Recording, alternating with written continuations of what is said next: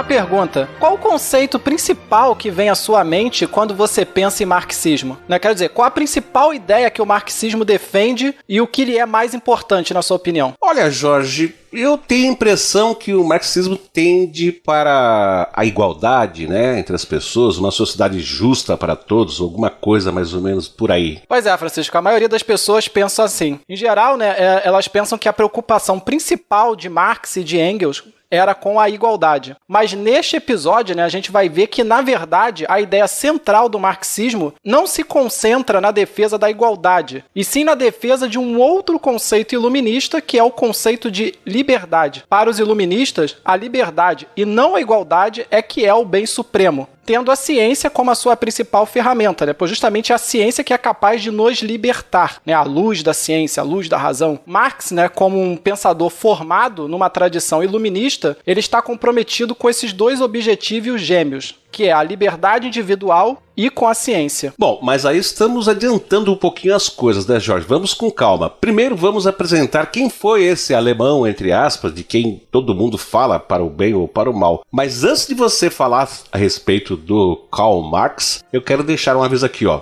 Apesar do TemaCast se reservar o direito de ser partidário, sem nos comprometer, portanto, com nenhum tipo de imparcialidade utópica, o nosso objetivo com este episódio não é defender nem criticar qualquer segmento ideológico. O nosso objetivo é inaugurar uma série de episódios sobre diferentes pensadores que lançaremos assim, sem qualquer tipo de previsão, de forma aleatória. Desse modo, nós falaremos o possível neste episódio para apresentar as teorias marxistas da forma mais acadêmica possível, evitando qualquer juízo de valor sobre elas. Então, repetindo, o nosso objetivo não é doutrinar ninguém, nem contra e nem a favor do marxismo, mas ajudar nossos ouvintes a conhecer melhor ideias e conceitos que estão aí no dia a dia, mas que infelizmente são muito pouco estudados ou aprofundados pela maioria.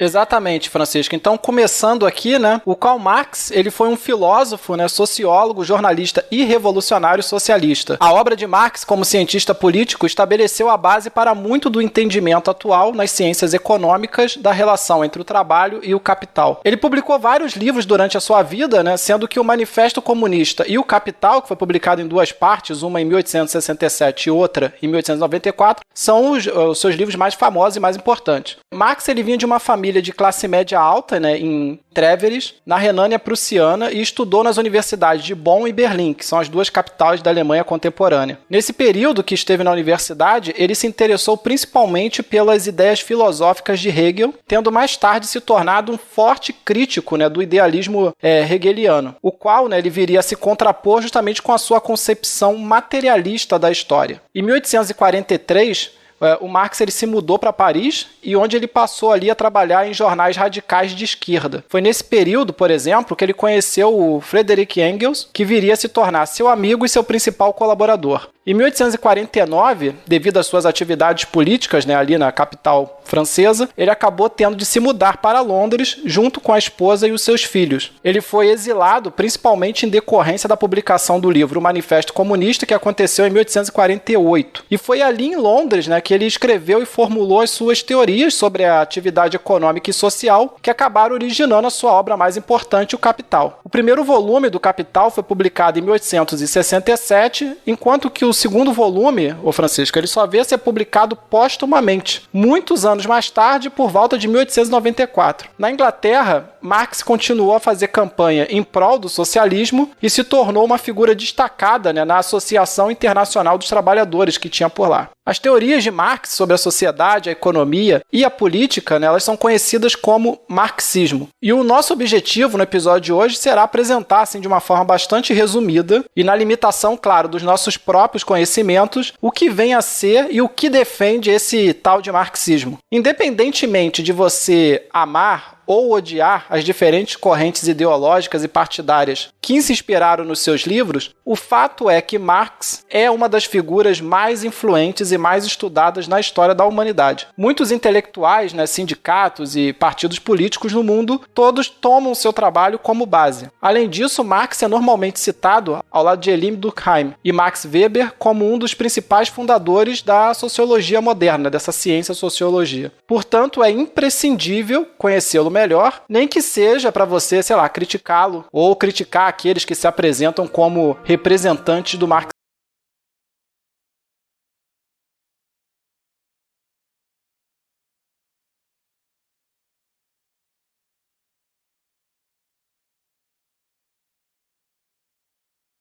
Diferentemente de outros pensadores econômicos de seu tempo, Marx não estava comprometido com ideias abstratas. De fato, ele tinha uma opinião bastante ruim sobre as pessoas que defendiam as utopias, né, baseadas em conceitos etéreos como justiça, igualdade social, etc. Pessoas essas, inclusive, que ele chamava de socialistas utópicos. Estando comprometido com o pensamento científico, o Marx desejava embasar a sua teoria social em algum conceito mais concreto que o bem-estar ou então a paz mundial. Ele queria algo que fosse mensurável e comparável. E por isso ele concluiu que, dentre as coisas que podiam ser medidas e comparadas, a coisa mais importante, mais característica acerca de nós seres humanos e as diferentes sociedades que nós construímos através do tempo é a nossa capacidade de produzir o nosso próprio meio de subsistência. Em outras palavras, para Marx, é a capacidade de criar novas coisas através do trabalho que essencialmente nos diferencia, nós seres humanos, dos outros animais. Assim, Marx acreditava que uma teoria científica da sociedade deveria basear-se nos modos de produção, ou seja, no sistema que organiza as forças produtivas da sociedade, tais como ferramentas, máquinas, materiais, conhecimento técnico, terra e todos os demais recursos naturais. O que ele propunha em oposição ao socialismo utópico era o socialismo científico. A filosofia essencialmente materialista de Marx, que ficou conhecida como materialismo histórico, se opunha principalmente à filosofia idealista de um outro pensador alemão que já citamos aqui, que é o Georg Hegel. Hegel e a sua escola hegeliana tentavam interpretar a evolução da história a partir da evolução das ideias. Na visão de Marx, entretanto, a evolução da história se dava não pela evolução de ideias e da consciência humana, mas pela evolução dos modos de produção,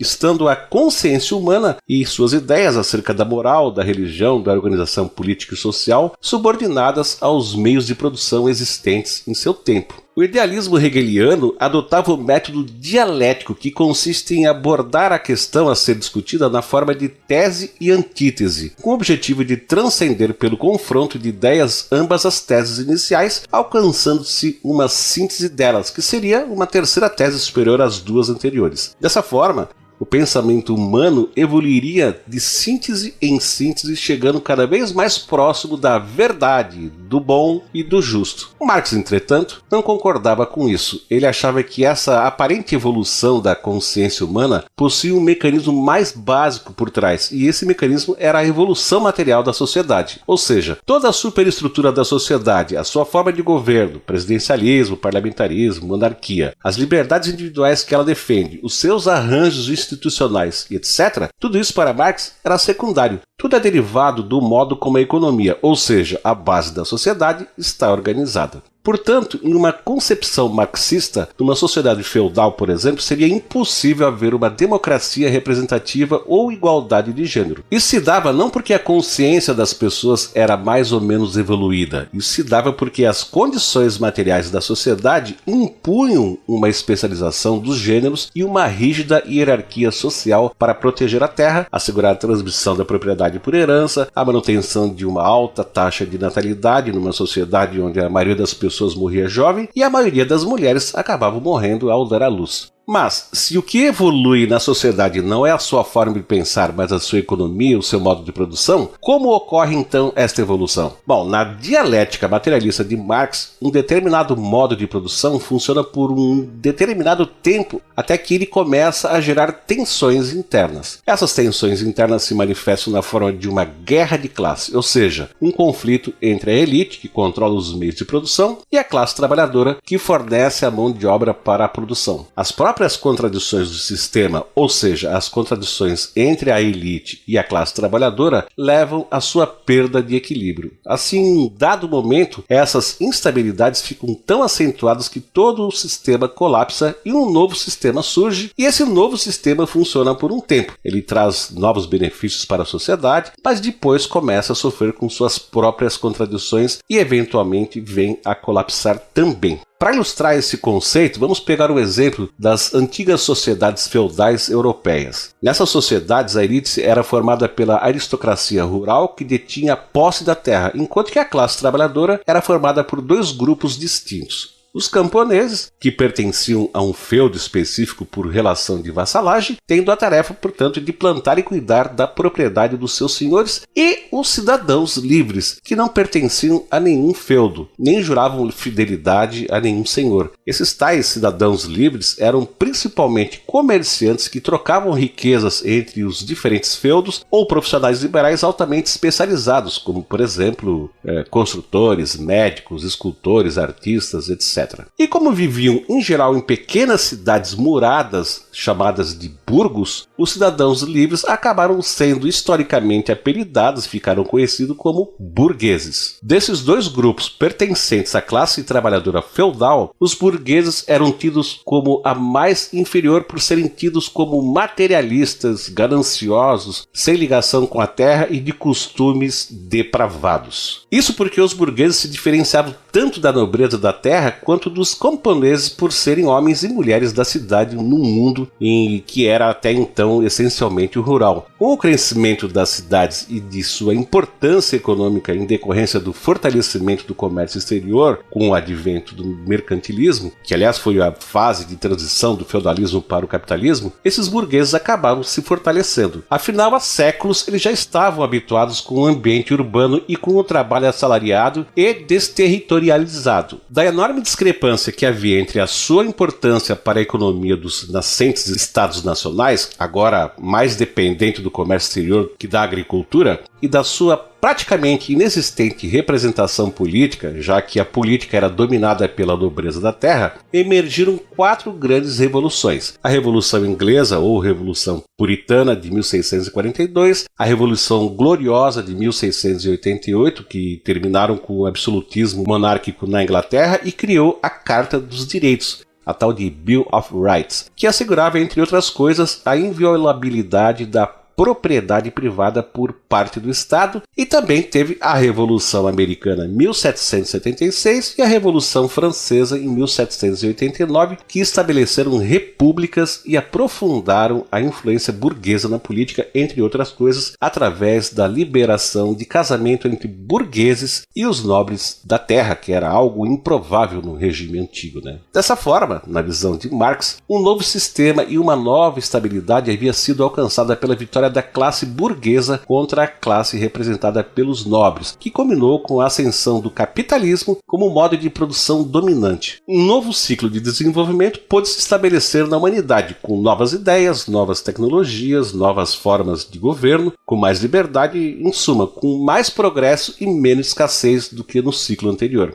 Entretanto, fatalmente, devido às contradições existentes entre a nova classe dominante, os burgueses, e a classe trabalhadora, os camponeses abandonados no campo, e os camponeses convertidos em operários e pequenos comerciantes nas cidades, novas tensões se acumulariam rumo a uma nova guerra entre essas classes, onde o capitalismo chegaria ao fim e seria substituído. Pelo menos é isso que o Marx pensava. Exatamente, Francisco. Segundo Marx, isso ocorreria quando o capitalismo chegasse ao máximo do seu desenvolvimento, tal qual o feudalismo desapareceu quando a agricultura se tornou tão eficiente que era preciso vender o excedente da produção para outras partes do mundo. Portanto, diferentemente do que a maioria das pessoas acredita, o Karl Marx ele não era e nem nunca foi contrário ao capitalismo, nem achava que o capitalismo era particularmente ruim. Pelo contrário, na visão marxista, o capitalismo é uma etapa fundamental no desenvolvimento da sociedade através da história, pois só o capitalismo seria capaz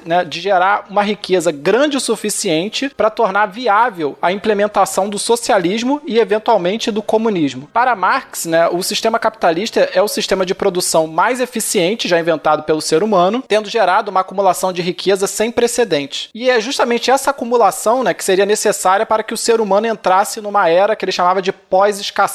Após haver colapsado ao atingir o fim da escassez, Marx acreditava que o capitalismo seria substituído pelo socialismo. E este, por sua vez, serviria de estado transitório para o comunismo, que seria o fim da história, pois o máximo de desenvolvimento material teria sido alcançado e, portanto, o máximo de liberdade individual. Lembrando que o Marx está comprometido com a liberdade e não com a igualdade. No seu livro, O Manifesto Comunista, o Marx dá uma breve definição de comunismo como sendo um mundo em que a liberdade de todos é a condição para a liberdade de cada um. Ou seja, todos devem ser livres, mas você não pode ser livre se os demais não forem livres também. Portanto, é preciso libertar a sociedade para libertar o indivíduo. Por essa razão, um dos conceitos principais do marxismo é a noção de exploração. Se o indivíduo é livre através da exploração de outro indivíduo, então a sociedade como um todo não é livre. Desse modo, a sociedade comunista só seria alcançada quando todas as formas de exploração fossem banidas, permitindo que todos e cada um de nós fosse livre. E isso só seria possível num período pós-escassez. Portanto,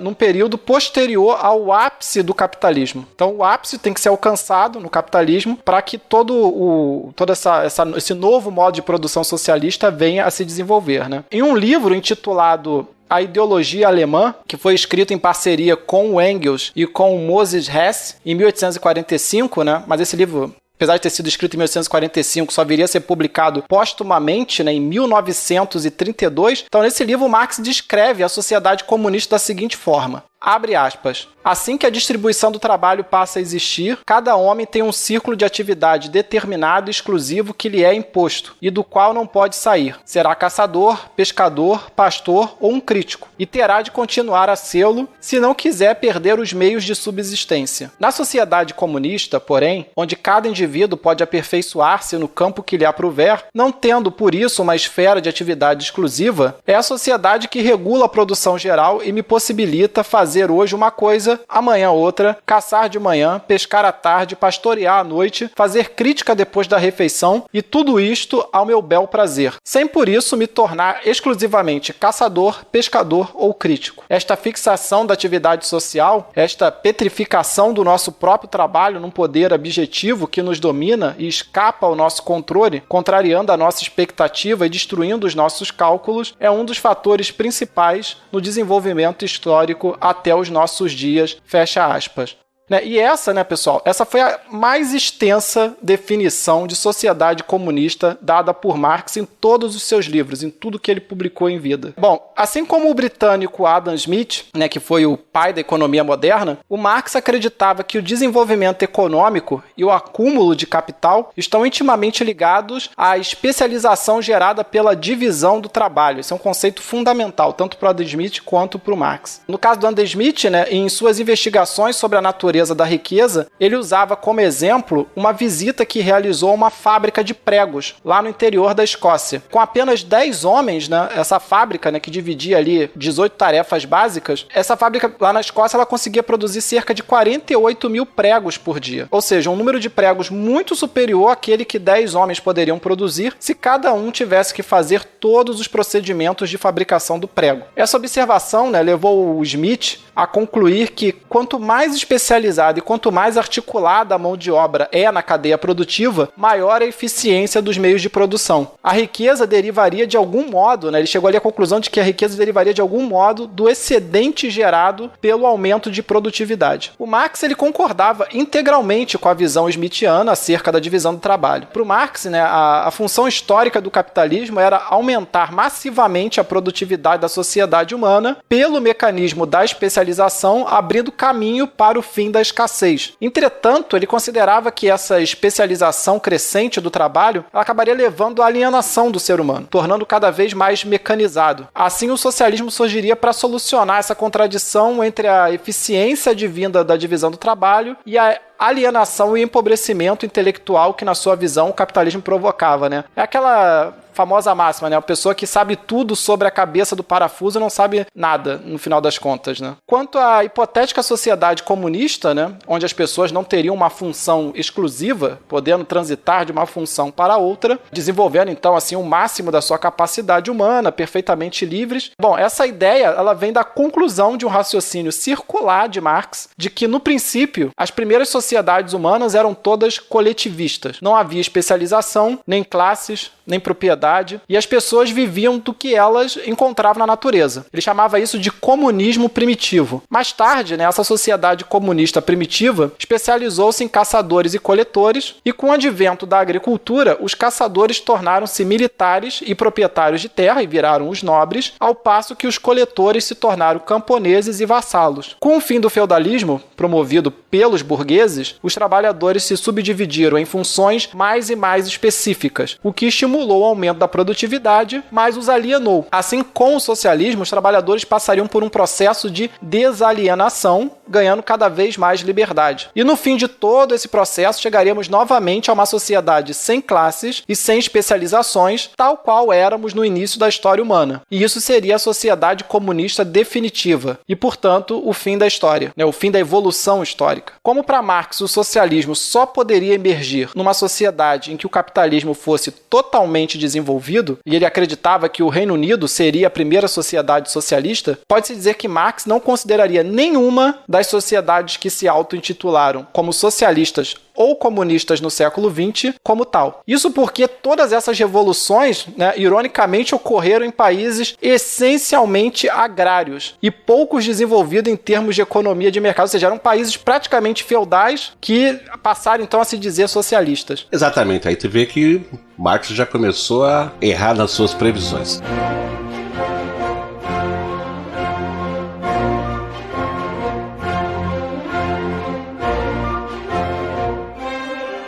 Mas para entender a teoria marxista e a sua origem, é necessário entender que Karl Marx dirigiu seu discurso aos grandes economistas políticos clássicos lá do seu tempo, lá no século XIX. Esses economistas políticos eram oriundos das escolas clássicas fundadas por Adam Smith, a partir da sua publicação em 1778 do seu livro Uma Investigação sobre a Natureza e as Causas da Riqueza das Nações, ou também mais conhecido como A Riqueza das Nações. Os principais expoentes dessa escola que deram continuidade às ideias de Smith foram os britânicos John Stuart Mill, Thomas Hodgkin, Thomas Malthus e David Ricardo. Também teve o irlandês William Thompson, o alemão Johann Heinrich von Thienen e o francês Jean-Baptiste Say. A grande pergunta que todos eles tentavam responder e que não havia sido respondido por Smith é: o que produz valor? De onde vem o valor das coisas? Para Adam Smith, o valor das coisas tenderiam a um preço de equilíbrio no longo prazo devido à disputa dos diferentes agentes econômicos para maximizar os seus ganhos ou satisfação. Assim, quem estava vendendo tentava vender pelo maior preço, ao passo de que quem estava comprando tentaria comprar pelo menor preço. Para que isso fosse possível, era necessário que o comércio, né, essa troca de riquezas, fosse realizada de forma livre, sem a intervenção e o protecionismo do governo, como era comum na época do mercantilismo, que foi o sistema econômico em voga, né, na Inglaterra naquele período. Toda e qualquer forma de controle do Estado desvirtuaria as relações comerciais por não ser possível prever a necessidade de todos esses agentes envolvidos e desequilibrando a relação entre demanda e oferta. Os agentes econômicos econômicos, atuando livremente, sem restrição do Estado, chegariam a uma situação de eficiência, né? Atuando de forma livre, os mercados seriam regidos como por uma mão invisível que o regula automaticamente, sempre chegando à situação ótima. Essa política é conhecida como laissez-faire, o deixe fazer em francês, e ela basicamente prega que a ganância dos agentes econômicos, né, em defender seus próprios interesses, seria o suficiente para manter o mercado sempre em equilíbrio, ou seja, com preços que permitissem a quantidade ofertada ser igual à quantidade da demanda, né, demandada. Aqui um comentário sobre a expressão a mão invisível. Apesar de ser a expressão mais conhecida lá do Adam Smith, curiosamente ela aparece apenas uma vez na obra A Riqueza das Nações. Em todo caso, a mão invisível é uma alegoria para o sistema de formação de preços, não sobre a justiça social. Adam Smith jamais defendeu que esse conceito fosse extrapolado para qualquer outro âmbito das relações humanas, nem jamais defendeu que a tal mão invisível tornaria a sociedade justa, democrática e feliz. O que ele defendeu é que ela formaria preços racionais, não preços justos. E isso por um motivo simples. Preço e justiça não possuem qualquer relação entre si. Ambos são assuntos de natureza completamente distinta. Vale lembrar que na época de Smith ainda estava muito em voga o pensamento medieval, principalmente calcado no filósofo católico São Tomás de Aquino, acerca do que tornaria o preço de um determinado produto moralmente aceitável perante Deus. Para Smith, entretanto, o preço das coisas não é um fenômeno moral. Moral ou imoral é o uso que faz das coisas, não quanto elas custam, né? O preço em si mesmo é meramente um agregador de informação, sem o qual o gerenciamento da sociedade seria quase impossível. Imagine que, sem preços, os administradores teriam que computar 24 horas por dia, 7 dias por semana, incluindo sábado, domingo, feriado, uma enormidade de informações sobre diversos produtos, né? Quantidade, localização, escassez, valoração individual, necessidade individual, valorização coletiva, necessidade coletiva, entre outras coisas. Uma tarefa imensa e impossível de ser realizada mesmo hoje em dia com o advento dos supercomputadores. A existência de preços facilita o provisionamento da sociedade, pois todo mundo que deseja ofertar um produto projeta todos os seus motivos para que o seu preço suba, enquanto que todos que desejam demandar ou comprar o produto projetam todos os seus motivos para que esse preço caia, que seja o menor possível. E isso reduz toda a complexidade dos dados de abastecimento e distribuição a um único indicador. Caso contrário, numa economia sem preços, por exemplo, você precisaria de um super burocrata que provisionasse o que cada indivíduo necessita a todo momento. Ô Francisco, só um comentário rapidinho. Haja fiscal do Sarney para lidar no mundo sem preços, hein? Pois é, seria impossível, né? Bom, mas vamos dar um exemplo aqui. Suponha que uma garrafa d'água tem um preço fixo de R$1, ok? Agora, imagine que no dia seguinte o abastecimento de água sofra algum tipo de problema que leve a uma escassez de água. O aumento repentino na procura por água engarrafada faria com que a demanda superasse a oferta do produto, tornando o valor de R$1 irracional, ou seja, desincronizado com a situação atual. Para que oferta e demanda nessa cidade voltasse ao equilíbrio e evitasse, o desabastecimento de água engarrafada, toda a cadeia produtiva do país teria que ser redirecionada para aumentar a oferta de água nessa região em particular, o que levaria os custos de entrega das garrafas de água por uma série de razões. Teria que ter mais caminhões, para poder levar essa água para lá, e esses caminhões deixariam de entregar em outras regiões para entregar nessa região, e outras regiões evidentemente ficariam desabastecidas, e os caminhoneiros teriam que fazer hora extra, enfim, aumentaria o custo. Todos esses fatores somados levariam a uma elevação momentânea dos preços, e é humanamente impossível adivinhar o novo preço natural que a água engarrafada teria nesse novo contexto em tempo real e hábil para evitar uma crise de abastecimento. Por essa razão, na visão de Smith, só uma economia de mercado e de mercado livre permitiria a formação de preços racionais, pois seriam preços naturais emergentes do próprio equilíbrio dinâmico dos diversos agentes econômicos, ou seja, os preços vão evoluindo de acordo com a própria interação dos agentes que demandam e ofertam o produto.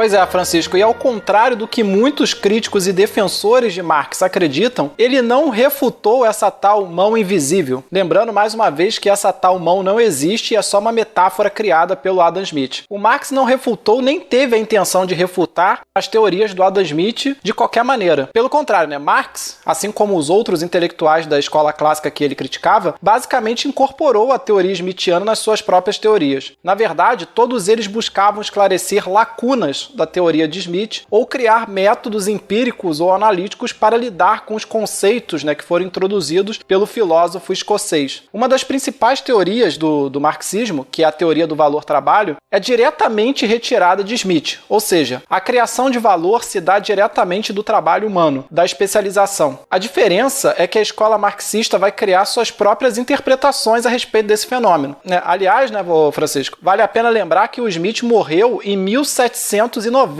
e o Marx só nasceu em 1818, ou seja, 28 anos depois do Smith ter morrido. Logo, o Smith é de uma geração anterior e já era um clássico quando Karl Marx veio ao mundo. Não é, portanto, com o Smith que se dá o embate do Marx, mas com os intérpretes do Smith no século XIX. E a gente está falando isso porque muita gente fica votando, Smith contra Marx, parece que os caras foram da mesma época, né? Que eles... eles não foram contemporâneos. Exatamente. A mesma coisa se você falar, sei lá, Einstein contra Newton. Na verdade, o Marx, ele era um admirador da obra do Smith, estava tentando dar um passo a seguir. Bom, a diferença essencial entre o Marx e a escola clássica no que tange a geração de valor é que Marx distinguia o valor em dois tipos. Para ele havia o valor de uso e o valor de troca. Segundo Marx, o valor de uso é aquele valor que os membros da escola clássica, como o Bentham, esse sim o Marx criticava, é esse valor que eles estavam se referindo. Ou seja, que é o valor atrelado à função utilidade, àquilo que nos deixa felizes ou satisfeitos, que é um conceito lá criado pelo Bentham. Já os preços, ele não seria valor de uso, mas valor de troca, ou seja, o valor pelo qual as coisas ou commodities são trocadas no mercado. Ao contrário do valor de uso, que está atrelado à utilidade, quanto maior a utilidade, maior o valor de troca é dado pela quantidade de trabalho necessário para produzir uma determinada coisa. Para ilustrar a diferença entre esses dois conceitos, vamos imaginar que duas pessoas produzam computadores, por exemplo. O primeiro produz um computador perfeitamente funcional em 30 horas. Já o segundo, que é uma pessoa extremamente perfeccionista, limpa cada pecinha do computador meticulosamente, embala o produto com todo cuidado e tudo isso para sua própria satisfação e produz o mesmo computador em 40 horas. Na concepção de Marx, apesar do segundo fabricante ter mais satisfação em tratar cada processo de montagem do seu produto, etc., os computadores do primeiro fabricante teriam mais valor de troca, em decorrência do que ele chamava de tempo de trabalho socialmente necessário. Ou seja, o tempo de trabalho requerido para produzir qualquer valor de uso sob condições normais de produção, com a destreza e a intensidade médias que prevalecem no senso comum da sociedade. Na visão marxista, se ambos atenderem os requisitos médios exigidos pela sociedade, as horas a mais gastas pelo perfeccionista é trabalho socialmente desnecessário. O segundo fabricante perdeu tempo, porque o carinho e o comprometimento a mais que ele colocou ali no seu produto, ele não vai ser computado pela sociedade no preço do produto. Ou seja, ninguém se importa se você estava feliz ou não quando fabricou alguma coisa, desde que a qualidade média do produto final seja aquela que todo mundo espera. O tempo adicional que você trabalhou é apenas custo adicional. Um exemplo que a gente pode dar seriam as fábricas de automóveis nos Estados Unidos e na Ásia, fazendo uma comparação. Os trabalhadores nos Estados Unidos, por exemplo, têm mais liberdades individuais, melhores condições de trabalho, maior poder de consumo que os trabalhadores asiáticos. Assim, a gente pode dizer que eles são, de modo geral, mais felizes que os asiáticos. Entretanto, como a qualidade esperada dos veículos que ambos produzem é a mesma e os asiáticos produzem mais rápido, o valor de troca do carro produzido na Ásia é maior porque o custo de produção é menor. O mesmo produto é produzido em menos tempo. Assim, nesse ponto em particular, o Marx se diferencia dos pensadores da escola clássica, pois não é o equilíbrio entre a demanda e a oferta que dita os preços das coisas, ou seja, o seu valor de troca, mas a quantidade de tempo de trabalho socialmente necessário para produzi-las. Numa perspectiva marxista, a oferta e a demanda só ditam os preços de troca no curto prazo. Quer dizer, ele não estava negando a existência da oferta e da demanda, mas ele estava dizendo que ela só vai afetar o valor final do preço no curto prazo. No longo prazo, a lei da oferta e da demanda continuaria ditando o que seria produzido pela sociedade, mas o seu preço final, ou seja, o preço final daquilo que foi produzido, seria dado por essa tal lei do valor, que é descrita pela teoria do valor-trabalho. Em outras palavras, uma vez que a dinâmica do mercado tenha trazido o preço de um produto para o seu ponto de equilíbrio, né, ou seja, um preço que equivale oferta igual a demanda, o que determinará ali, a partir dali, o valor do produto é o tempo necessário para produzi-lo. Ou seja, a teoria do valor-trabalho nos diz as flutuações do preço de uma commodity em torno do seu ponto de equilíbrio. Perfeitamente. Olha só, para a gente entender um outro conceito bastante conhecido de Marx, talvez o mais conhecido, né, que é a tal da mais-valia ou valor adicional, a gente precisa definir um outro conceito muito presente na obra de Marx, que é a força de trabalho. No marxismo, a força de trabalho é uma commodity como outra qualquer e representa o trabalho realizado pelo ser humano. Quando alguém é contratado por uma outra pessoa ou por uma empresa para realizar um determinado trabalho, o que ela está fazendo é trocar a sua força de trabalho por uma remuneração salarial, por exemplo, né? Uma das perguntas que Marx tentava responder era a seguinte: por que a força de trabalho de determinados trabalhadores tem mais valor de troca do que outras? A resposta para ele derivava da teoria do valor-trabalho. Visto que a força de trabalho é uma commodity, o valor dos trabalhadores era determinado pelo tempo socialmente necessário para produzir esses trabalhadores, né? Explicando melhor, um médico ou um engenheiro são mais bem remunerados não porque eles trabalham ou produzem mais do que um faxineiro ou um pedreiro, é simplesmente porque o tempo que a sociedade precisa para formar, né, para produzir esses profissionais é muito maior. Para Marx, no capitalismo não existe relação entre a riqueza que o indivíduo gera e a sua remuneração. A remuneração do indivíduo depende única e exclusivamente do quanto tempo é socialmente necessário para produzir este trabalhador. E apesar de ser uma commodity como outra qualquer, como um livro ou um saco de cimento, uma ferramenta, uma coisa qualquer, Marx considerava a força de trabalho a força produtiva mais importante da sociedade. E ela seria a mais importante, segundo Marx, por ser a única capaz de introduzir valor de troca adicional na sociedade. Então, ao contrário do que muita gente fala, mais-valia, que é o valor adicional em latim, né?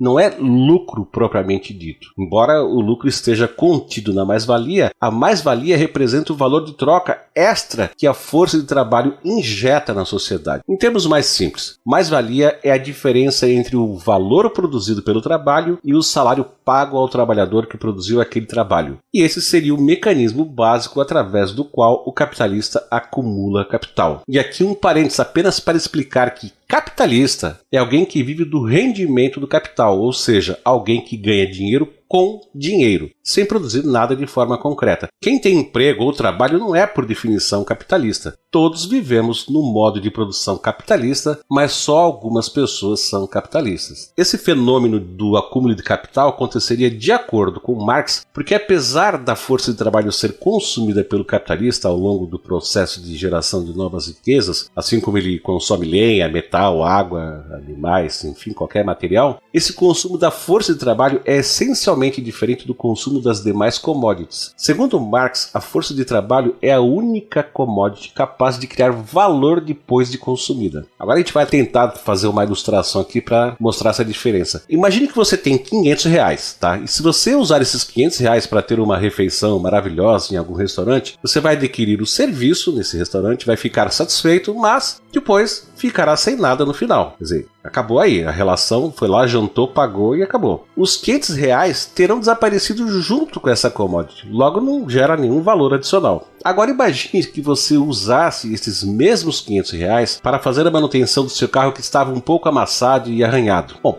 para isso, você contrataria um funileiro, ou chapeador, ou lanterneiro, né? Depende do lugar que você estivesse aqui no Brasil, que efetivamente usaria sua força de trabalho para reparar o teu carro. Depois disso, aí você resolve então vender o seu carro. E porque você arrumou o carro, deixou ele perfeitinho, você consegue pelo seu carro um valor de R$1.500 acima do que valeria se não tivesse feito esses reparos. Ou seja, você gastou R$500 para reparar o carro, mas no final terminou com um valor de R$1.000, que é o dobro do capital que você tinha investido inicialmente lá com o profissional. Quem gerou esse valor adicional? De onde ele veio? Segundo o Marx, desse tal profissional que reparou o carro. E ele vem da diferença entre a remuneração que o profissional recebeu e a riqueza total que ele gerou. Marx, assim como o filósofo John Locke, acreditava que só os seres humanos eram capazes de criar coisas. Na visão de Locke, os humanos eram pequenos deuses, já que foram criados por Deus. Sendo a imagem do Criador Supremo, os humanos eram capazes eles próprios de criações menores. E é dessa capacidade criativa inerentemente humana e só existente nos seres humanos que advém o valor de troca adicional produzido pelo profissional no exemplo que acabamos de citar. Assim, a remuneração paga a ele é uma commodity mágica que introduziu um valor extra ao valor de troca do carro ao ser consumida. Para entender esse fenômeno, Marx dividiu o capital gasto pelo capitalista em duas classes, que ele batizou de capital constante e capital variável. Explicando, todos os bens materiais que o capitalista possui, terrenos, carros, máquinas, imóveis, etc., seria o capital constante, enquanto todos os salários e remunerações que ele paga seria o capital variável.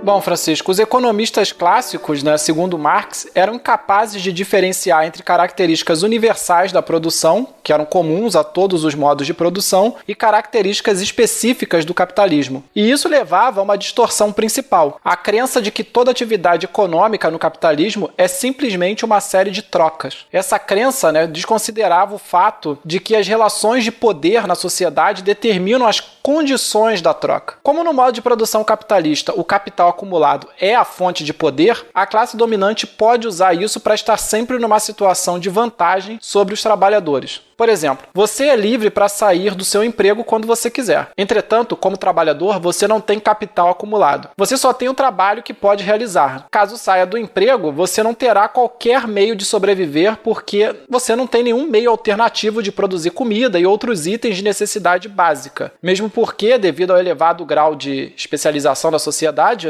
o indivíduo sabe fazer bem pouca coisa, embora faça pouca coisa muito bem. Como eu falei, é o rei da cabeça do parafuso. A única forma de sair do seu emprego, portanto, é ir para outro emprego, ou viver na informalidade, o que normalmente é muito difícil. Entretanto, se houver muito mais gente procurando emprego do que empregos sendo ofertados, você terá que se sujeitar a quaisquer condições que os empregadores lhe imponham. Inclusive, a gente está vivendo isso aí no Brasil atualmente. A ideia de que as trocas de mercadorias no capitalismo são harmoniosas e promovem por si mesmas a liberdade e a igualdade é, portanto, um argumento falacioso na visão do Marx. Na verdade, para ele, o oposto é que seria verdadeiro. Numa sociedade em que as pessoas são mais livres e iguais, as trocas tendem a ser mais harmoniosas. Caso não haja instituições que defendam um bem comum, as trocas no capitalismo se dariam de forma absolutamente violenta, devido à diferença de poder dos agentes envolvidos. O trabalhador participa do mercado vendendo a sua mão de obra, mas é ingênuo achar que ele tem uma relação de igual para igual com o dono de uma multinacional ou com um banqueiro. Para o Marx, o trabalhador é um partícipe do capitalismo que está sempre à mercê dos grandes detentores de capital, que controlam os meios de produção. Nas palavras do próprio Karl Marx, abre aspas, toda forma de produção cria suas próprias relações legais, tipos de propriedade, sua própria forma de governo, etc. Tudo o que os economistas burgueses sabem dizer é que a produção pode ser melhor levada a cabo através do policiamento moderno.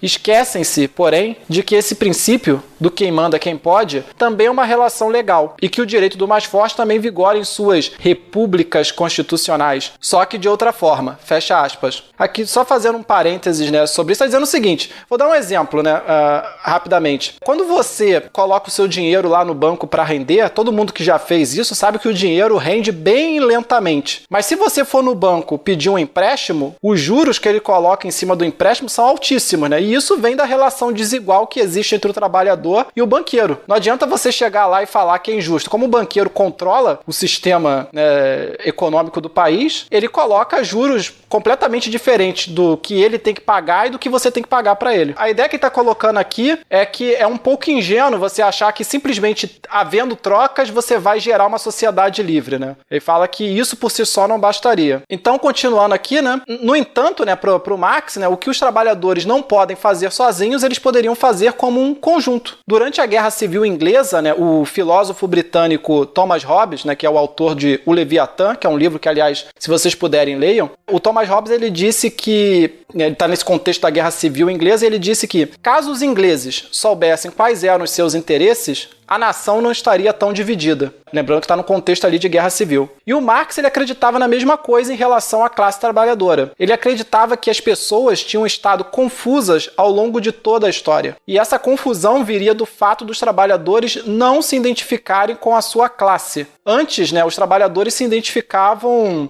sei lá, com a sua religião, com o seu país, com a sua raça, com o seu gênero, com qualquer outra coisa. Até com seu time de futebol. Entretanto, né, para ele, em um determinado momento, quando o capitalismo e a exploração da classe trabalhadora atingisse o seu apogeu, as pessoas começariam a tomar, então, né, consciência de quem elas eram e dos seus verdadeiros interesses. E isso levaria ao fim do capitalismo, pois pela primeira vez os trabalhadores se perceberiam como uma classe tal qual os burgueses, né, tinham se percebido como uma classe lá na passagem do feudalismo para o capitalismo. Conscientes, né, da sua classe, os trabalhadores eles iriam então redesenhar as instituições em benefício próprio, ou seja, em benefício da classe trabalhadora. Não haveria mais trabalhadores brancos ou negros, brasileiros ou argentinos, homens ou mulheres. Haveria apenas trabalhadores, cientes da sua posição na sociedade humana e, então, eles passariam a defender instituições que os protegem das distorções inerentes do capitalismo e daqueles que os oprimem. Na concepção marxista, as desigualdades no capitalismo advêm do fato de que a remuneração do trabalhador não está relacionada com a riqueza que ele produz. Um exemplo claro disso, né, nos nossos dias são aquelas fábricas chinesas da Apple. Os produtos da Apple são muito caros em geral, mas o salário pago aos operários é muito, muito baixo. E isso vem do fato, né, de que eles são pagos não pelo que eles produzem, mas pelo tempo que eles custam para serem produzidos pela Apple. Como o tempo de produção desse tipo de operário é ínfimo, né, é bem pequeno, eles são uma commodity de pouco valor. E são uma commodity de pouco valor, pois como muitos deles podem ser produzidos num curto intervalo de tempo, a competição entre eles pelo mesmo posto de serviço derruba os salários. Na China é basicamente assim, ou você aceita ser explorado pela Apple e outras empresas, ou você morre de fome. Basicamente assim que funciona, então os salários são baixos por esse motivo. Segundo Marx, os salários no capitalismo sempre tenderão para a subsistência. E isso advém do fato de que no capitalismo sempre existirá muitos desempregados. Ou nas palavras deles, né, os desempregados são o exército reserva do proletariado. Os desempregados são importantes, né, porque caso você se recuse a trabalhar pelo valor de subsistência, sempre haverá alguém para ocupar o seu lugar, que é o caso do chinês lá, que ou trabalha na Foxconn ou morre de fome. E os salários, né, eles devem sempre tender ao mínimo, pois essa é a forma de maximizar a mais-valia, né, que é aquele conceito que o Francisco explicou. Como dissemos, né, a mais-valia é a diferença entre a riqueza que o trabalhador produz e o que ele recebe. Então, digamos que alguém trabalhe para a Apple e produza 50 iPhones por dia em 8 horas. Se nas primeiras 3 horas ele produzir uma riqueza equivalente ao seu próprio salário, as outras 5 horas de trabalho vão gerar valor adicional para o capitalista. Dessa forma, né, o Marx define o conceito de exploração como a razão entre as horas de trabalho para gerar o valor adicional e as horas de trabalho para gerar o seu próprio salário. Para Marx, no entanto, taxas muito elevadas de exploração não tiram o sono do capitalista. De fato, tendo o controle dos meios de produção e do principal instrumento de trabalho do capitalismo, que é o próprio capital, o capitalista ele pode dormir sossegado em relação à massa de trabalhadores explorada, ele não está nem aí. Para o Marx, só há uma coisa que verdadeiramente aterroriza um capitalismo. E você sabe o que é, Francisco? Cara, pelo que eu tô vendo até agora, deve ser um outro capitalista, né? Exatamente, Francisco. Segundo Marx, a única coisa que realmente assusta o capitalista é outro capitalista. E, em particular, a competição de outro capitalista pelo mesmo mercado. Suponhamos que um segundo capitalista decida fabricar smartphones e que esse capitalista possua trabalhadores que se sujeitem a trabalhar 10 horas por dia. Caso ele precise das mesmas apenas 3 horas de trabalho para que seu trabalhador se pague, né? Isso significa que no fim do dia ele terá 7 horas de valor adicional contra 5 horas do primeiro capitalista. Logo, tendo mais ganho, o segundo capitalista pode fazer o quê, pessoal? Ele pode baixar o preço do seu produto, obrigando o capitalista do lado, né, o primeiro lá que a gente citou, a baixar os seus preços também. Entretanto, o primeiro capitalista ele se vê num dilema, né? Ele bota o concorrente dele num dilema. Como manter os seus ganhos se ele precisou baixar o preço do seu produto? A única forma de fazer isso, em princípio, é aumentar a exploração, ou seja, obrigar o seu trabalhador a trabalhar mais horas ou reduzir o salário dele, para que ele tenha 7 horas de ganho como o segundo capitalista. Mas, no entanto, se o salário do trabalhador do capitalista 1 já estiver na subsistência daquele país, a única saída, portanto, né, é aumentar a exploração. Entretanto, há limitações físicas, quando não legais, para o quão grande a exploração pode chegar. Quer dizer, você não pode botar o cara para trabalhar 24 horas por dia. Tem um limite, porque o dia tem um limite, o cansaço tem um limite. E tem as leis também do país, né? E as leis do país. De uma vez atingido esse limite, a única forma de continuar sendo competitivo é inovando tecnologicamente. Suponha agora que o primeiro capitalista investiu em pesquisa e conseguiu um método que dobra a sua produtividade. Isso significa que apenas 1h30 de trabalho será necessária para que os trabalhadores dele se paguem. Com isso, o valor adicional numa jornada de trabalho de 10 horas será de 8h30 contra 7 do segundo capitalista. Resultado, o segundo capitalista terá de se modernizar também para continuar competitivo. Mas como ambos tiveram que investir capital em pesquisa e novas máquinas, né, tiveram que comprar novas máquinas, apesar do ganho de produtividade, o lucro de ambos cai. E isso advém do fato de que parte do dinheiro gerado pelo capital variável, que é os trabalhadores, teve que ser transferido para o capital constante, que são as coisas, é o maquinário, é a nova linha de produção. Então isso faz com que o lucro dele invariavelmente caia, apesar do aumento da produtividade. E esse era, na visão de Marx, essencialmente a contradição estrutural do capitalismo. O mesmo processo de competição que faz com que o capitalismo crie processos cada vez mais eficientes, faz com que ele perca cada vez mais a sua liquidez. Cada vez mais o capitalista é obrigado a investir seus ganhos em capital constante, que, diferentemente do capital variável, não é capaz de gerar valor adicional. O que implica, assim, numa tendência geral na redução do lucro e uma crise cada vez mais aguda na liquidez. E qual seria a solução do capitalista, segundo Marx, para essa crise na liquidez? Bom, restaria ao capitalista cortar o mal pela raiz e eliminar a competição. Só pela formação de monopólios, os lucros poderiam ser novamente ampliados. Entretanto, o monopólio reduz a capacidade de inovação, que é o principal impulsionador do capitalismo. É esse paradoxo, segundo Marx, que levaria o capitalismo a crise sem fim. Um outro problema apontado por Marx, mas que também já havia sido percebido por Adam Smith, é o fato de que os trabalhadores geram mais riquezas do que podem consumir. Se todos os trabalhadores do mundo juntassem tudo que ganharam num mês, eles não seriam capazes de comprar tudo que foi produzido por eles no mundo naquele mesmo mês. Então isso significa que essencialmente há sempre mais oferta do que demanda. E segundo o Marx e também segundo o Smith, isso levaria a uma disputa cada vez mais dura por novos mercados. E uma busca por novos mercados levaria ao imperialismo, que é essencialmente um monopólio de mercado. Entretanto, eventualmente, isso chegaria a um limite, que é a conquista de todos os mercados na face da Terra, e haveria uma crise de abastecimento no mundo por excesso de oferta. Claro que esse problema em tempos mais modernos foi solucionado, ao menos em parte. A solução foi ampliar as linhas de crédito, permitindo que as pessoas consumissem mais do que elas efetivamente podem gastar. Entretanto, Marx viveu no século XIX e essa estratégia é relativamente recente. Eu acho que o Marx nem poderia imaginar que um dia haveria essas linhas de crédito, né?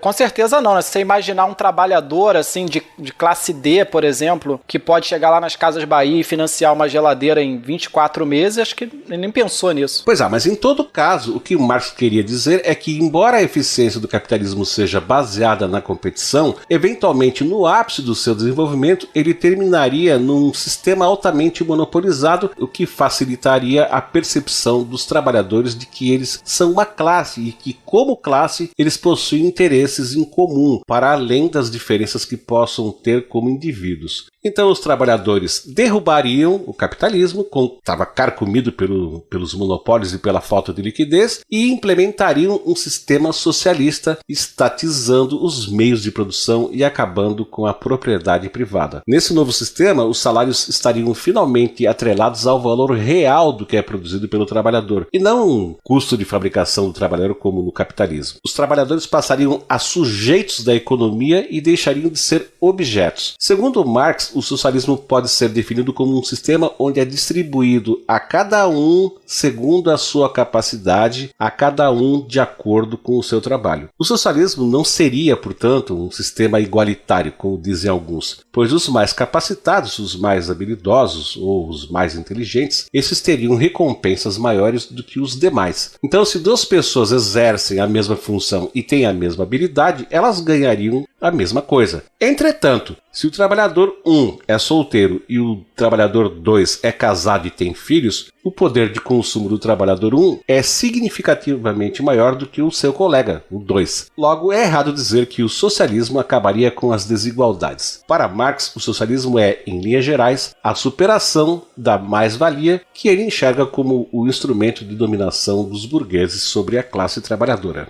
A igualdade, no entanto, seria alcançada definitivamente com a Revolução Comunista, que viria após a queda do socialismo. Marx não definiu muito além do que já falamos como funcionaria essa tal sociedade. Mas, em linhas gerais, segundo ele, o comunismo se diferenciaria do capitalismo e do socialismo como modo de produção, pois no comunismo seria dado a cada um de acordo com a sua capacidade, a cada um de acordo com a sua necessidade. E isso seria assim, pois no comunismo as pessoas não trabalhariam por uma remuneração propriamente dita, mas para desenvolver as suas potencialidades. Logo, no exemplo que citamos anteriormente, do trabalhador solteiro e do trabalhador casado com filhos, que exercem lá as mesmas funções, o trabalhador casado seria mais bem remunerado que o seu colega solteiro, de modo que a capacidade de consumo de ambos fosse a mesma. Uma outra diferença entre o socialismo e o comunismo é que no socialismo existe uma forte presença do Estado, enquanto que no comunismo o Estado, pelo que pudermos deduzir dos escritos de Marx, se tornaria obsoleto e deixaria de existir. Logo, segundo o que deduzimos de Marx, se tem Estado, não é comunismo.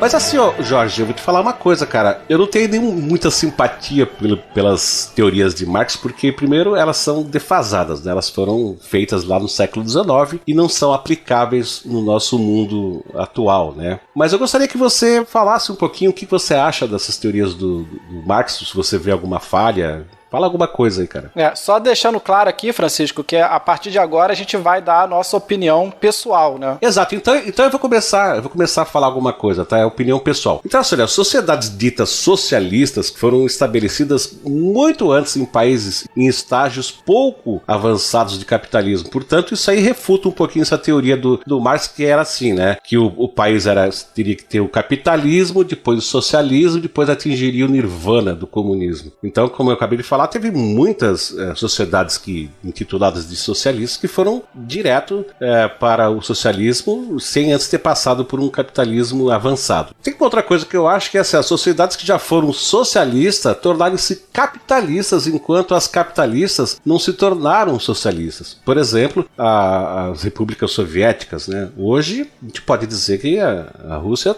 é um país capitalista, né? Tá cheio de empresa lá, de multinacional. Exatamente, né? Então, quer dizer, isso já furou um pouco a teoria do Marx, né? Uma outra coisa que eu acho importante é que toda teoria ela é baseada em certas hipóteses e a partir disso o cara vai fazendo previsões do futuro e extrapolações, né? Mas existem conceitos nas teorias que às vezes as pessoas parecem fazer sentido, mas não necessariamente faz. Uma das coisas que eu acho problemática nas teorias do Marx é essa questão do fim da escassez. Eu acho que é um pouco complicado você falar em escassez, né? Existe uma impossibilidade de se chegar ao fim da escassez, porque é difícil definir o que seria tudo que as pessoas precisam, né? Claro que o Marx ele diferenciava as necessidades básicas, as necessidades fisiológicas das necessidades induzidas pelo mercado, né? Que que são motivadas pelo consumismo. Então ele estava falando da escassez no sentido de acabar com as necessidades básicas, né? Mas só que, assim, conforme a sociedade vai evoluindo, você resolve uma necessidade, mas novas necessidades são criadas. Por exemplo, devido ao aumento da longevidade, da evolução dos hábitos alimentares,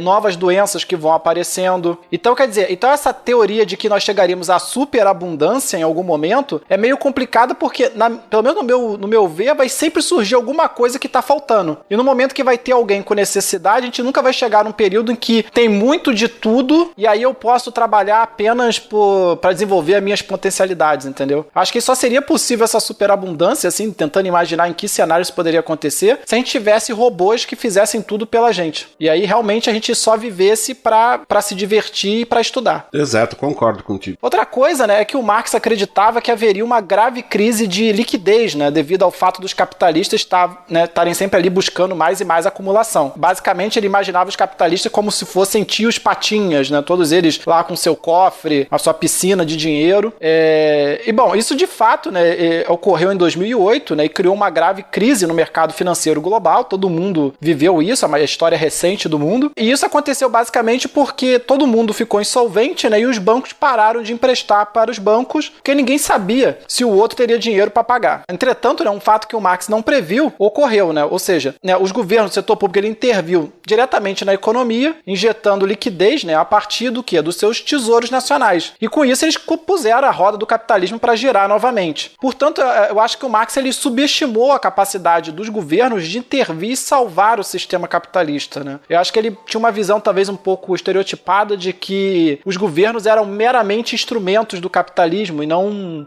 um poder paralelo ao capitalismo, né, que poderia eventualmente dar um reboot no capitalismo. Exato, olha só, um outro erro cometido por Marx, mas que era comum a todos os economistas clássicos, incluindo o próprio Adam Smith, era considerar como inevitável a tendência de declínio do lucro das empresas. De fato, no longo prazo, a lucratividade de uma determinada empresa, produzindo um determinado produto, tende a cair, né? Esse é um fato bem evidente. Entretanto, o que eles não pensaram é que você pode parar de produzir aquele produto específico e produzir outro que terá altas taxas de lucratividade, ao menos nos primeiros anos. Vou dar um exemplo aqui, ó. A Apple lançou o iPhone, né? E quando ele foi lançado, a lucratividade da Apple disparou porque houve um hiato em que eles detinham essa novidade, né? Depois, os lucros tenderam ao declínio quando outros fabricantes de smartphones com tela touch começaram a aparecer. E aí eles lançaram o iPad. Bom, se o ramo de eletrônicos não estiver dando mais lucro, eventualmente os donos da Apple podem migrar para um outro ramo qualquer, por exemplo, sei lá, aeroespacial, né? Os capitalistas não são estáticos naquilo em que investe. Parece que para a cabeça do Marx isso não acontecia, ele não podia prever isso, tá? Vou dar outro exemplo. A Disney, né, ao mesmo tempo que faz filmes, possui parques temáticos e investe em pesquisas de transmissão de energia sem fio. Enfim, novos produtos ou serviços podem ser criados, novas indústrias podem ser criadas, mantendo assim alta a lucratividade. Exatamente, Francisco. E outra coisa que o Marx subestimou foi a capacidade do Estado, né, de desfazer monopólios. Como eu disse, para ele o Estado era só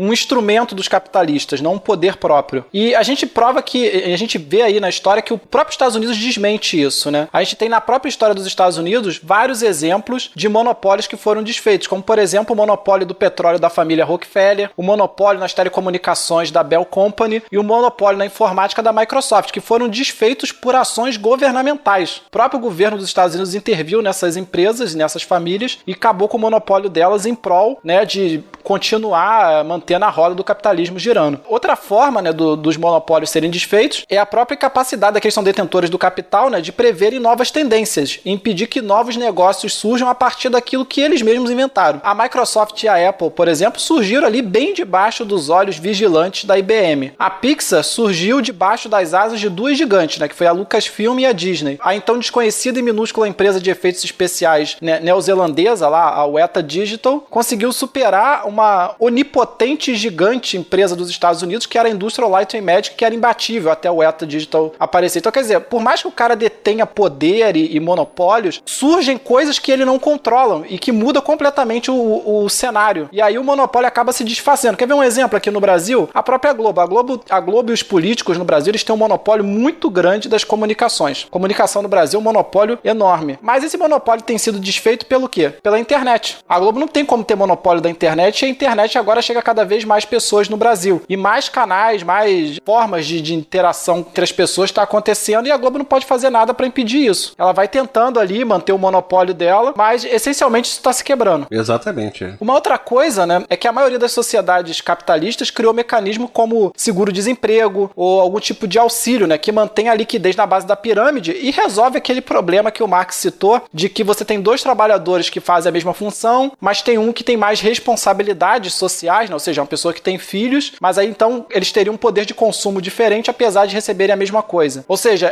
o Marx achava que a meritocracia positivista, pessoas que fazem a mesma coisa ganham a mesma coisa. Ele achava que isso era injusto porque as pessoas não têm todas as mesmas responsabilidades sociais. Mas a nossa sociedade moderna, pelo menos nos países mais desenvolvidos, até mesmo aqui no Brasil, a gente desenvolveu mecanismos para isso. Então, se você, a pessoa que trabalha e tem filho, às vezes recebe algum auxílio, né? Pelo menos nos países mais avançados, a pessoa sempre recebe algum auxílio escola, auxílio qualquer coisa, né? Na Europa isso é muito mais comum até, que acaba, vamos dizer assim, compensando. Ou seja, o cara tem um salário base dele, que é igual, mas ele tem alguns auxílios do governo devido ao fato de que ele tem filhos e que isso é uma responsabilidade importante para o desenvolvimento da sociedade, porque se ninguém tiver filho, a sociedade simplesmente acaba. Aqui no Brasil a gente pode citar o Bolsa Família, e só um comentário assim muito rapidinho, sem entrar em polêmicas. Apesar das pessoas falarem que o Bolsa Família é uma medida de esquerda, inclusive a própria esquerda aqui no Brasil diz que o Bolsa Família é uma medida de esquerda, o Bolsa Família não é uma medida de esquerda. O Bolsa Família é uma medida capitalista. O Bolsa Família é uma medida capitalista porque para ser de esquerda ela teria que mexer nas estruturas sociais do Brasil. E ela não mexe na estrutura social. A única coisa que você faz é dar R$160 pro cara. Você chega lá pro cara e fala, olha, você mora num lugar que não tem esgoto, que não tem transporte, que não tem nada, mas toma R$160. Exato. Então, basicamente, você está fazendo o quê? Você está injetando liquidez naquela base da pirâmide que não teria poder de consumo. E aí, com isso, você fortalece o quê? Por exemplo, você tem uma comunidade no interior que as pessoas não conseguem lidar com dinheiro porque elas praticamente subsistem ali. E aí você dá R$160 para elas e elas passam a consumir no mercado local, né? No mercadinho que existe ali na região delas. E aí aquele comerciante é que é favorecido, na verdade. Porque ele agora tem um público consumidor que ele não tinha antes. Então, na verdade, você está simplesmente injetando dinheiro na base da pirâmide de uma forma bem barata. Que foi a proposta do Keynes, né? O Keynes falou, a gente dá pequenos empréstimos para a base da pirâmide, que é baratinho, a gente faz a economia ser estimulada e aí os grandes investidores vão ficar com menos medo de investir e aí a economia volta a funcionar. Então dizer que o Bolsa Família é uma medida socialista é um erro. Tanto de quem é contra o socialismo e diz que e acusa o Bolsa Família de socialista, quanto daqueles que são socialistas e querem transformar o Bolsa Família em uma medida socialista que é totalmente contrária a uma economia socialista. Exatamente. Mas olha só, a gente também não pode esquecer, né, que se o Marx estivesse vivendo nos dias atuais, certamente ele não diria as mesmas coisas que disse, ele não pensaria do mesmo jeito que ele pensou lá no século XIX. E também podemos afirmar que o comunismo, como idealizado por Marx, nunca chegou a existir nesse planetinha que a gente vive, né? No máximo que a gente pode ver aí são países socialistas com a figura do Estado imensa, impregnando a vida das pessoas, ou, por exemplo, a Coreia do Norte. E é claro, né, Jorge, que a gente poderia falar assim um monte ainda a respeito desse assunto, mas a gente não vai alongar muito esse episódio. Nós estamos aqui chegando no finalzinho desse episódio, onde a gente falou a respeito das teorias marxistas sem tentar impregnar a cabeça de ninguém contra e nem a favor do marxismo. Só um último comentário, né? Apesar da gente ter tentado ser imparcial, digamos assim, apresentar as teorias, apesar dessa última partezinha a gente dar a nossa opinião, eu acho que a gente vai acabar causando com esse episódio. Não é a nossa intenção, a gente pede que vocês respirem fundo depois de ouvir o episódio, antes de nos escreverem, mas enfim, a nossa ideia aqui não foi ser contra nada, né, ou ser a favor de nada, era simplesmente apresentar as ideias básicas das teorias marxistas. E eu gostaria então agora de convidar o Jorge para que ele faça o jabá dele, pra gente encerrar. Quanto ao meu jabá, Francisco, eu, como sempre, né, vou fazer aqui o jabá do próprio TemaCast. A gente, né, viu que os nossos pedidos têm sido atendidos, mais gente nos escreveu nos últimos dias, e a gente gostaria que vocês continuassem nos escrevendo, principalmente você que nunca nos escreveu. Se você nunca escreveu pro TemaCast, tira aí 1 minuto, né, Francisco? Acho que é o suficiente. Sim. 1 minuto e nos escreva. Exato. E, bom, basicamente é isso. E também aproveitar, né, não vou fazer jabá nenhum, mas aproveitar para falar que realmente nós continuamos recebendo e-mails de ouvintes que estão pedindo para que a gente não faça mais o Hangout, que eles preferem ouvir os